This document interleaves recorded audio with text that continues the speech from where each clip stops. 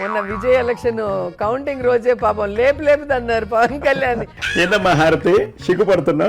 నీ సిగ్గులు నా హారసి వింటూ ఇక్కడ చూడండి ఈ రోజు సిగ్గు లేకుండా ఎలా మాట్లాడుతుందో. ఆమెకు లేదుగా సిగ్గు లేకుండా ఏమైనా మాట్లాడుతుంది. లేపుదన్నారు. లేపి బాగా హ్యాపీగా ఉన్నట్టున్నారా?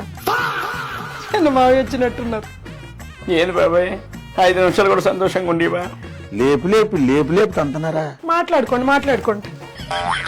మరి పరకామణిలో పైసలు లేపేసినందుకు నిన్ను ఎన్నిసార్లు లేపు తన్నాలరా? పాలు లేకుండా నెయ్యి తయారు చేసి పవిత్రమైన లడ్డును కల్తీ చేసిన నిన్ను ఎన్నిసార్లు లేపు తనాలి?